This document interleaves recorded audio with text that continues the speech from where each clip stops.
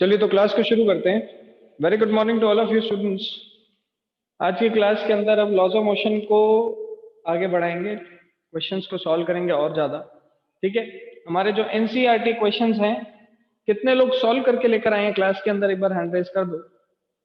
दो students who have solved the NCERT questions.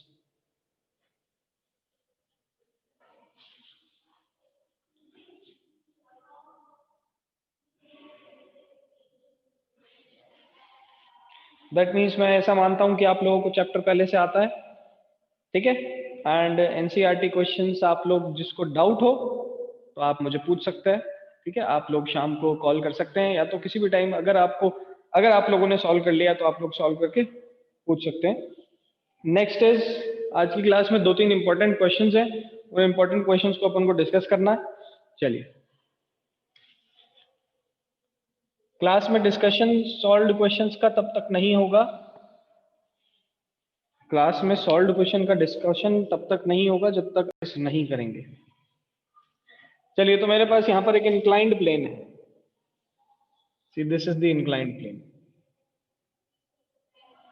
इस inclined plane पे एक ब्लॉक है यहाँ पर 2 kg, और एक ब्लॉक यहाँ पर है 3 kg। दो ब्लॉक्स हैं मेरे पास।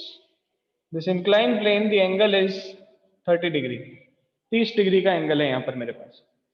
इस इंक्लाइंड प्लेन पे ये बोला जा रहा है that initially these two blocks they are separated by a distance of √2 metres. Initially ये √2 मीटर के डिस्टेंस से सेपरेटेड है। इनिशियली ये √2 मीटर के डिस्टेंस से सेपरेटेड है। चलिए, होता क्या है, अब ये स्टार्ट करते हैं नीचे मूव करना, ये इस तरीके से नीचे मूव करना स्टार्ट करते हैं। Initially they were at rest, so initially they were at rest. Initially ये दोनों रेस्ट पे थे। ये चीज अपन को समझ में आनी चाहिए। Coefficient of friction for 2 kg block दे रखा है 0.2, and coefficient of friction for 3 kg block is given as 0.3। So coefficient of friction 2 kg block के लिए और 3 kg ब्लॉक के लिए मुझे प्रोवाइडेड है। क्लियर सी बात। ठीक है, 2 kg ब्लॉक का कोफिशिएंट ऑफ फ्रिक्शन क्या रहेगा और 3 kg ब्लॉक का क्या रहेगा, ये अपन को पता चल गया है। अब बोला क्या जा रहा है, initially they were both at rest, and एकदम से ये क्या करते हैं, they start moving downwards. So they start moving downwards, downward move करना शुरू करते हैं। जब ये डाउनवर्ड मूव करना शुरू करेंगे तो एक पॉइंट ऐसा आएगा जिस पॉइंट पे ये दोनों क्या कर जाते हैं, मीट कर जाते हैं। मान लो ये यहां पर कहीं पे मीट कर जाते हैं इस पॉइंट पे। अब खुद सोचो, देखो इसके लिए कोफिशिएंट ऑफ फ्रिक्शन है 0.2, कोफिशिएंट ऑफ फ्रिक्शन 0.2 है 2 kg ब्लॉक के लिए। दैट मींस जो 2 kg ब्लॉक है ये नीचे तो आ रहा है, ठीक है, लेकिन इसको जो फ्रिक्शन इस पे लग रहा होगा वो कम लग रहा होगा। इस पे जो फ्रिक्शन लग रहा है दैट विल बी लेस, और फ्रिक्शन के कम लगने की वजह से इसका एक्सेलरेशन नीचे की तरफ ज्यादा होगा। सिमिलरली ये जो 3 kg ब्लॉक है ये भी नीचे की तरफ आ रहा है, लेकिन इस पे कोफिशिएंट ऑफ फ्रिक्शन है 0.3, और 0.3 होने के कारण इसका जो फ्रिक्शन लग रहा होगा, इस पे जो फ्रिक्शन एक्ट कर रहा है that will be more than that of 2 kg block. अब फ्रिक्शन ज्यादा लगने के कारण इसका 3 kg ब्लॉक का एक्सेलरेशन विल बी लेस, ठीक है, और 2 kg ब्लॉक का एक्सेलरेशन ज्यादा है। तो ऑब्वियसली देखो ये तेज आ रहा होगा, ये धीरे धीरे एक्सेलरेट कर रहा है, तो obviously they will meet at some position. और वो कहां मीट करेंगे, हमसे ये पूछा जा रहा है। तो अपन यहां पर लिखेंगे कि find the position where they both will meet, ठीक है, एंड व्हेन। ये कहां पर मीट करते हैं, कहां पर जाके दोनों एक दूसरे के साथ मिल जाएंगे और कितनी देर बाद मिलेंगे, ये हमारा सवाल यहां पर बनता है। बहुत ही इंपॉर्टेंट सवाल है, बहुत ही इंपॉर्टेंट। इसमें अपन काइनेमेटिक्स को भी यूज करेंगे, इसमें लॉज ऑफ मोशन, फ्रिक्शन, सब चीज यूज हो जाएगी। टफ क्वेश्चन है बट इंपॉर्टेंट क्वेश्चन है। सबसे पहले हमें इंडिविजुअल एक्सेलरेशंस निकालने पड़ेंगे इनमें। ठीक है, पहले अपन ये निकालेंगे कि 2 kg ब्लॉक का डाउनवर्ड एक्सेलरेशन कितना था, फिर हम निकालेंगे 3 kg ब्लॉक का डाउनवर्ड एक्सेलरेशन कितना है। आइए ध्यान से देखिए एक्सेलरेशन कैसे निकाला जाता है। अगर मैं किसी भी एक ब्लॉक का फ्री बॉडी डायग्राम बनाऊं तो नीचे लिखेगा मुझे mg फोर्स, सरफेस के परपेंडिकुलर दिखेगा नॉर्मल, सही है, नीचे इस तरफ दिखेगा mg साइन थीटा, सरफेस के परपेंडिकुलर दिखेगा मुझे नॉर्मल, तो सरफेस के परपेंडिकुलर इधर नॉर्मल दिखेगा, ठीक है, नीचे की तरफ mg साइन थीटा और एक कंपोनेंट mg का इस डायरेक्शन में दिखेगा which is mg cos theta, and friction इसको रोकने की कोशिश कर रहा होगा। अब देखिए ध्यान से, नॉर्मल जो है यहां से दिख रहा है mg cos थीटा के बराबर, ठीक है। अब इस तरफ देखें तो देखो acceleration is downward, so we can say mg sin theta minus friction is equal to mass into acceleration. Friction की जगह मैं लिख सकता हूं mg sin theta minus mu mg cos theta is equal to mass into acceleration. क्या किया मैंने दो इक्वेशन को फॉर्म किया जैसे हर बार करता था, और एक्सेलरेशन की वैल्यू निकाली a is equal to g common bracket में sine theta minus mu cos theta, ये मेरे पास इक्वेशन बन के आ गई एक्सेलरेशन की।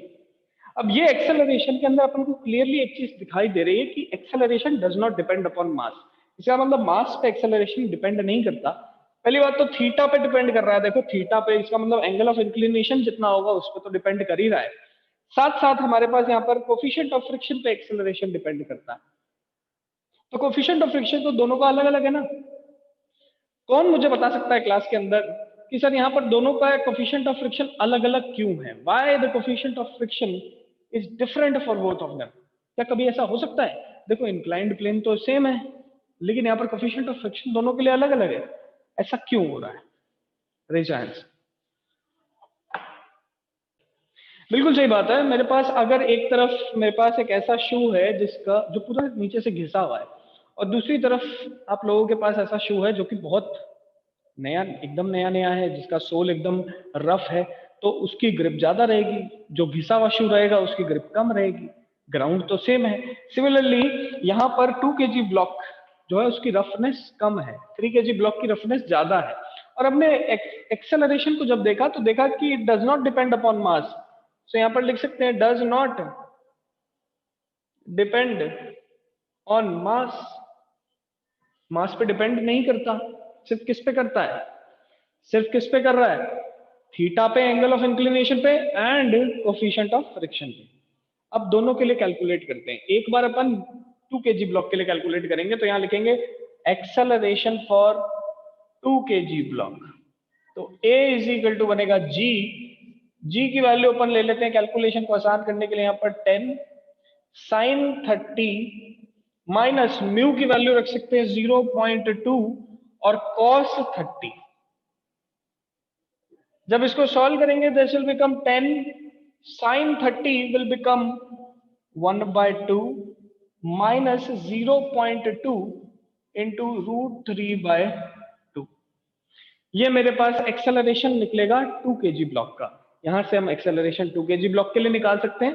एंड सिमिलरली इसी सेम इक्वेशन को मैं अप्लाई करूंगा जब 3 kg के लिए, तो मैं म्यू की वैल्यू को कंसीडर कर सकता हूं 10 इंटू साइन 30 की वैल्यू 1/2, सो 1/2 माइनस 0.3 इंटू √3/2, और यहां से एक्सेलरेशन फॉर 3 kg ब्लॉक भी मेरे पास कैलकुलेट हो जाएगा। सो एक्सेलरेशन 2 kg ब्लॉक के लिए भी और 3 kg ब्लॉक के लिए, दोनों के लिए एक्सेलरेशन मैं कैलकुलेट कर चुका हूं, कोई भी इसमें दिक्कत नहीं है, बहुत ही आसान चीज थी। चलिए अब अपन क्या करेंगे, अब अपन एक्सेलरेशन निकालने के बाद ये देखेंगे कि कितने टाइम में ये यहां से यहां तक पहुंचते हैं। फॉर एग्जाम्पल अगर 3 kg ब्लॉक S1 डिस्टेंस को ट्रेवल करता है, तो ये जो 2 kg ब्लॉक है ये S2 डिस्टेंस को ट्रेवल करेगा। ध्यान से देखो, काइनेमेटिक्स भी यूज हो रहा है, लॉज ऑफ मोशन भी यूज हो रहा है, दोनों चीज अपन एक ही क्वेश्चन से पढ़ रहे हैं। देखो ये 2 kg ब्लॉक अगर S2 डिस्टेंस t टाइम में ट्रेवल करता है, t टाइम में, तो उसी सेम टाइम में 3 kg block S1 distance travel करेगा, क्योंकि at after t time, so after t time they both meet. So अपन लिख सकते हैं after T time they both meet, ये दोनों क्या कर जाते हैं, मिल जाते हैं, एक जगह पे आ जाते हैं। दैट मीन्स दोनों ने डिस्टेंसेस तो अलग अलग चले, लेकिन दोनों का जो टाइम था वो सेम था। So we can say one relation that S1 plus √2 is equal to S2। इसका मतलब अपन कह सकते हैं कि भाई S1 प्लस √2 कर दो तो वो S2 के बराबर है। अब S2 भी रेस्ट से शुरू हुआ है, दैट मीन्स 2 kg ब्लॉक भी रेस्ट से ही शुरू हुआ था, इसकी भी इनिशियल वेलोसिटी 0 थी। 3 kg ब्लॉक भी रेस्ट से ही शुरू हुआ था, इसकी भी इनिशियल वेलोसिटी 0 है। 3 kg ब्लॉक S1 डिस्टेंस चलता है, 2 kg ब्लॉक S2 डिस्टेंस चलता है, जिसको अगर मैं S1 की फॉर्म में लिखूं तो वो बन जाएगा √2 प्लस S1। समझ में आ रही है बात? इसके बाद दोनों के लिए एक्सेलरेशन अपन कैलकुलेट कर चुके हैं और दोनों का टाइम भी सेम है, तो दो इक्वेशन बनेगी डिस्टेंस वाली, S equal to ut plus half at square से, और दोनों से अपन डिस्टेंस भी कैलकुलेट कर लेंगे और टाइम भी कैलकुलेट कर लेंगे। बताओ फील आ रही है कि नहीं, समझ में आ रहा है कि नहीं, एक बार हैंड रेज करके बताइए। नहीं आ रही? फटाफट फिर अपन इसका सेकंड पार्ट सॉल्व करेंगे, फटाफट बताइए। Acceleration for 3 kg and acceleration for 2 kg, इस इक्वेशन को बस आपको सॉल्व करना है।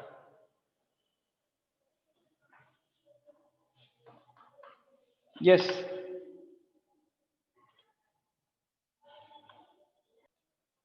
Now initial velocity for both of them is 0, तो initial velocity for 2 kg u for 2 kg is 0 and is equal to u for 3 kg। तो भाई दोनों की इनिशियल वेलोसिटी 0 थी।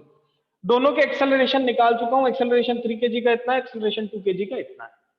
ठीक है, 2 kg कितना डिस्टेंस ट्रेवल करता है, तो S2 करता है, तो S2 will be equal to initial velocity into time. Initial velocity 0 थी तो 0 प्लस हाफ इनटू एक्सेलरेशन कितना 2 kg का 3.3, सो 3.3 इनटू टी स्क्वायर। ये तो S2 के लिए इक्वेशन बन गई।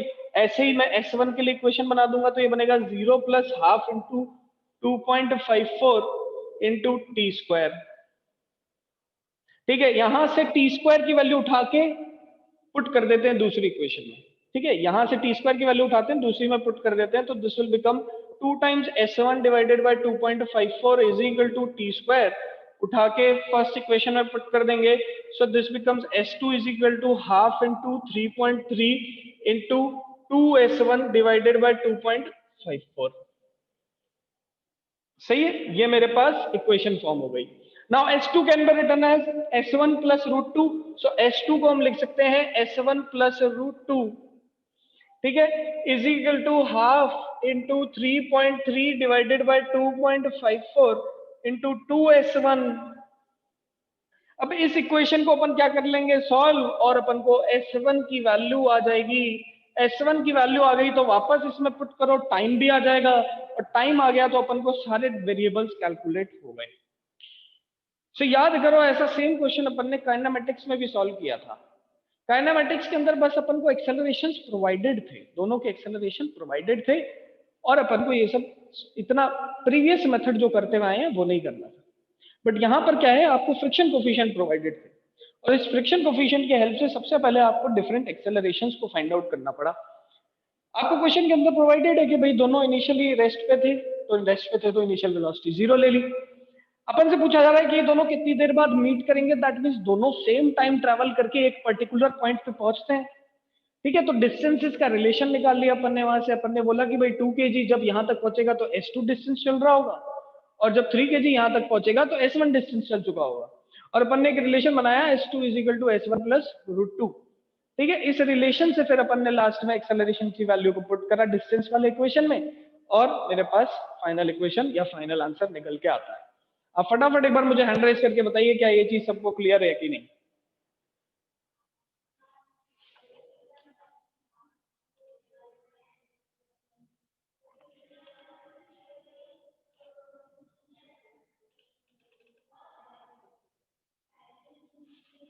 चलिए बहुत बढ़िया।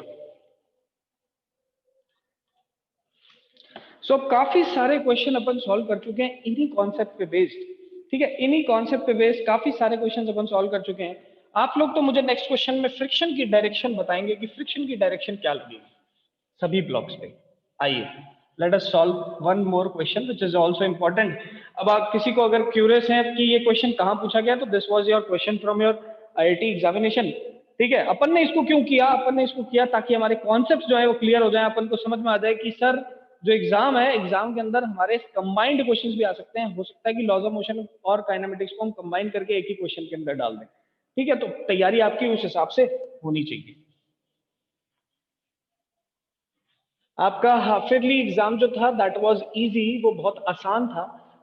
लेकिन जो आपका नेक्स्ट फाइनल एग्जाम होगा that will be not, because उसके अंदर पूरा कोर्स आपको देखने को मिलेगा मार्च के महीने में जो आपको देखेगा। चलिए, सो मेरे पास ये एक वॉल है, दिस इज अ वॉल। चलिए, इसके पास एक ब्लॉक यहाँ पर है और इस पे एक ब्लॉक यहाँ पर है। जिन दोनों ब्लॉक्स को मैंने यहाँ पर एक एफ फोर्स लगा के, जिन दोनों ब्लॉक्स को मैंने यहाँ पर एक एफ फोर्स लगा के ऐसे दीवार के अगेंस्ट पुश करके रखा हुआ है।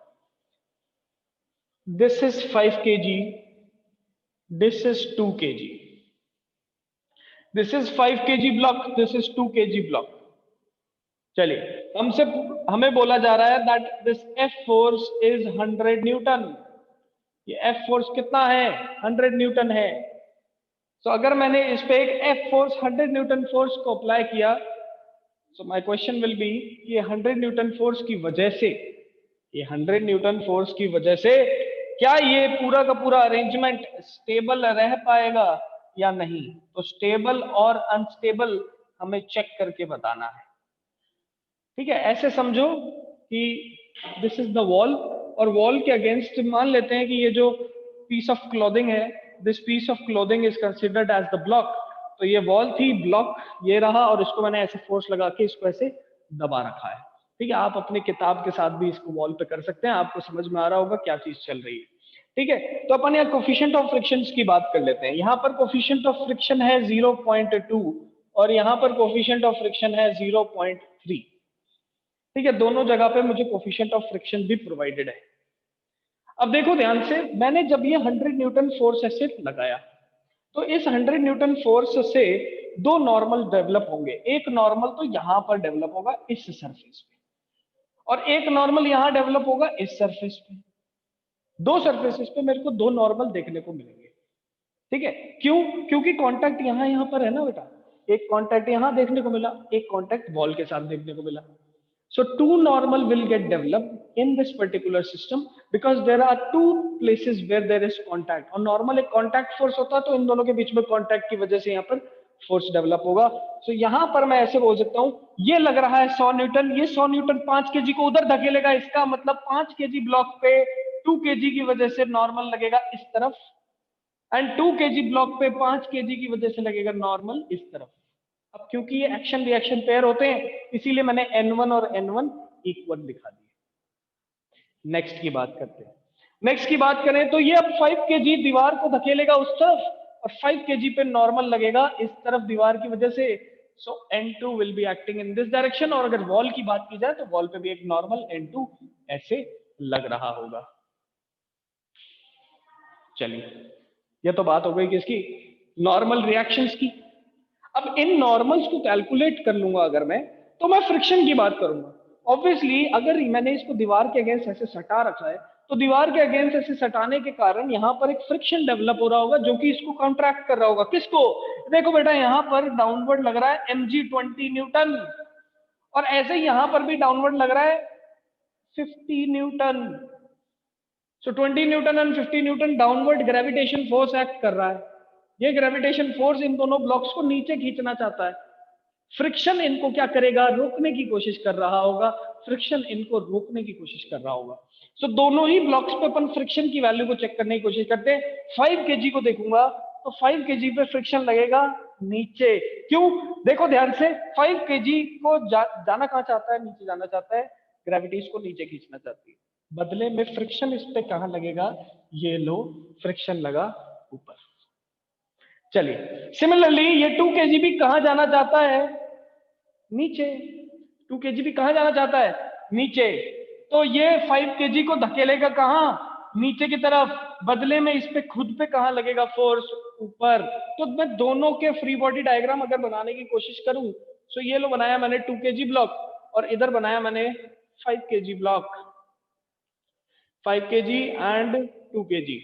5 kg ब्लॉक पे वॉल की वजह से जो फ्रिक्शन लगा वो ऊपर लगा F1 ऐसे, ठीक है। सिमिलरली अगर मैं 2 kg ब्लॉक पे बात करूं तो 2 kg ब्लॉक और 5 kg ब्लॉक दोनों ऐसे इंटरलॉक्ड हैं एक दूसरे में। 2 kg नीचे जाने की कोशिश करेगा तो 5 kg को नीचे पुश करने की कोशिश करेगा। दैट मींस इस पे फ्रिक्शन 2 kg की वजह से डाउनवर्ड लगा एंड 2 kg ब्लॉक पे फ्रिक्शन अपवर्ड लगा।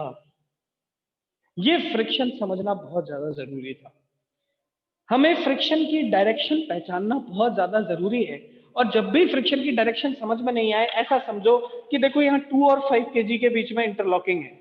2 को ग्रेविटी नीचे खींच रही है तो ये 5 को साथ ले जाएगा, कहां? नीचे। बदले में 5 इसको फोर्स लगाएगा ऊपर। Every action has an equal and opposite reaction. So देखिए 2 पे तो लगा ऊपर फोर्स F2 और 5 पे लगा नीचे। फटाफट बताइए ये चीज सबको क्लियर है कि नहीं? ये सुनो, अब अपन सारे फोर्सेस लगा देंगे। देखो इस पे N2 की वैल्यू कहां से लग रही है? N2 की वैल्यू इस तरफ है, सही है। N1 किस तरफ लग रहा है? N1 इस पे इस तरफ लग रहा है। ऐसे इस पे बात करें तो इस पे N1 इस तरफ लग रहा है, इस पे इधर 100 न्यूटन लग रहा है, सही है। नीचे डाउनवर्ड कितना फोर्स लग रहा है? सो डाउनवर्ड भी चेक कर लेते हैं। डाउनवर्ड इज 20 न्यूटन और इस पे नीचे डाउनवर्ड कितना लग रहा है? 50 न्यूटन। अब आप लोग देख सकते हैं, अब आप लोग सॉल्व कर सकते हैं। देखो कैसे। हम जानते हैं कि भाई फ्रिक्शन अगर यहाँ पर एक्ट कर रहा है तो फ्रिक्शन, जितना भी फ्रिक्शन यहाँ पर एक्ट करेगा वो डिपेंड किस पे करता है? यहाँ पर नॉर्मल कितना डेवलप हो रहा है। ये बात अपन कर चुके हैं that friction is equal to mu times normal. Mu की वैल्यू हमें क्वेश्चन में दे रखी है। हमें इस सरफेस के लिए 0.3 दे रखा है और इस सरफेस के लिए 0.2 दे रखा है। अगर हम यहां पर फ्रिक्शन की वैल्यू को कैलकुलेट करें और वो फ्रिक्शन ये जो नीचे लग रहे ग्रेविटेशनल फोर्स से ज्यादा आ जाए या फिर बराबर आ जाए, दैट मींस तब तो ये क्या रहेगा? स्टेबल रहेगा। या फिर यहां पर लगने वाला फ्रिक्शन अगर नीचे लगने वाले ग्रेविटेशन फोर्स से कम रहे तो ये क्या हो जाएगा? अनस्टेबल हो जाएगा। मतलब आप फोर्स लगा रहे हो 100 न्यूटन का, लेकिन ये खिसक के ऐसे नीचे चला जा रहा है, ठीक है। इसको करने के लिए आप क्या करेंगे? सबसे पहले इसको करेंगे सॉल्व। सॉल्व कैसे करेंगे? देखो एक F2 फोर्स ऊपर, 20 न्यूटन फोर्स नीचे, N1 इधर, 100 न्यूटन इधर। क्या कहीं एक्सेलरेशन दिख रहा है? नहीं। That means the body is in equilibrium, ठीक है। इक्विलिब्रियम में तो क्या करोगे? सबसे पहले N1 बराबर 100 न्यूटन, ऐसे ही यहाँ पर N1 बराबर 100 न्यूटन तो N2 भी बराबर 100 न्यूटन। और मेरे पास फ्रिक्शन कोफिशिएंट्स तो प्रोवाइडेड है ही, तो फ्रिक्शन कोफिशिएंट्स आप चेक कर सकते हो कि क्या वैल्यू निकल के आ रही है।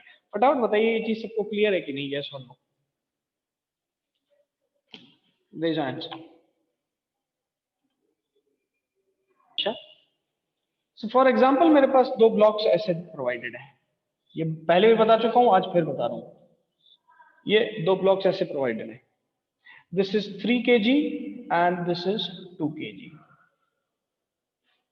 हमने क्या किया? हमने इस ब्लॉक को आगे खींचने की कोशिश की, 2 kg ब्लॉक को आगे खींचने की कोशिश की। So obviously since these two surfaces, this is also rough μ1 and this is also rough μ2, these two surfaces are rough. ये दोनों सरफेसेस रफ हैं, मतलब इंटरलॉकिंग यहाँ पर अपन को देखने को मिल रही होगी। अब ये पूरा सिस्टम पे मैंने सिर्फ 2 kg ब्लॉक को आगे खींचने की कोशिश की। सो 2 kg ब्लॉक को मैं आगे खींचने की कोशिश कर रहा हूँ। सो 2 kg 3 kg को आगे ले जा रहा होगा। सो 2 kg की वजह से 3 kg ब्लॉक पे फोर्स लगेगा आगे, बदले में ये 2 kg पे फोर्स लगा पीछे। सही बात है। सिमिलरली सिमिलरली ये 3 kg अगर आगे जाने की कोशिश करेगा तो इस पे ये ग्राउंड को धकेलेगा आगे, बदले में इस पे लगेगा फोर्स पीछे। सो देखो फ्रिक्शन 3 kg पे 2 kg की वजह से कहां लगा? आगे की डायरेक्शन में लगा, ठीक है। तो ये डेफिनेशन बोलना that friction force is always acting in the opposite direction of motion, this is not completely true. ये हर बार सही नहीं होती, क्योंकि जब मैंने 2 kg की वजह से 3 kg को देखा तो मुझे यहाँ पर ऐसे इन दोनों के एंडुलेशंस दिखे, ऐसे 2 kg का एंडुलेशन और ऐसे 3 kg का एंडुलेशन। 2 kg पे जब मैंने एक्सटर्नल फोर्स लगा के इसको आगे खींचने की कोशिश की तो इसने कहा कि चल 3 kg तू भी आगे चल ले मेरे साथ, क्योंकि हम दोनों एक दूसरे में फंसे हुए हैं, मैं जाऊंगा तो तेरे को लेके जाऊंगा। तो ये 3 kg को आगे लेके जाने की कोशिश की इसने, बट 3 kg जब आगे 2 kg वाला ब्लॉक 3 kg पे जब आगे फोर्स लगाता है, तो न्यूटन भाई साहब कहते हैं कि भाई आगे अगर फोर्स लगेगा तो ऐसा ही रिएक्शन पीछे भी डेवलप होना चाहिए। इसीलिए this block, this 3 kg block is experiencing friction force in the forward direction, but motion इस पूरे सिस्टम का कहां होगा? आगे होगा। मोशन पूरे सिस्टम का आगे हो रहा है, बट फ्रिक्शन 3 kg पे कहां लगा? 2 kg की वजह से सेम डायरेक्शन में लग गया। ठीक है, तो this definition that due to motion the friction is acting always in the opposite direction, this is not completely true. ये हमेशा सच नहीं है। आपको डायरेक्शन को चेक करना पड़ेगा जब 2 या 3 ब्लॉक्स एक दूसरे के ऊपर आपने रख रखे होंगे। इन केसेस में हमेशा फ्रिक्शन में दिक्कत आती है। यहां पर भी फ्रिक्शन को देखो तो फ्रिक्शन की डायरेक्शंस अलग अलग आती है, तो आपको ये पहचानना बहुत ज्यादा जरूरी है। जब भी फ्रिक्शन की डायरेक्शन देखने में दिक्कत हो तो आपको सबसे पहले क्या करना है?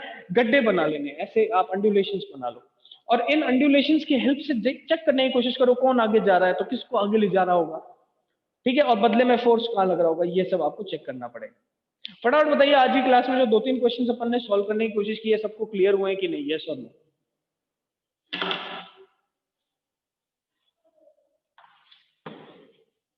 चलिए, तो आज की क्लास में बस अपन इतना ही देखेंगे। On Monday I will discuss the NCERT questions and this is the last warning आप लोग सभी के लिए कि आप मंडे को सारे क्वेश्चंस को सॉल्व करके लेकर आइए। एनसीईआरटी तो मिनिमम आप सॉल्व करिए ही करिए। ठीक है, एनसीईआरटी तो मिनिमम आपको सॉल्व करना ही है। ठीक है, on Monday I will tackle all the doubts and we will solve all the NCERT questions. चलिए, तो आज की क्लास में बस इतना ही। आप रिवाइज करिए, एनसीईआरटी से सॉल्व करिए, फिर अपन मिलते हैं मंडे को और क्लास को आगे बढ़ाएंगे।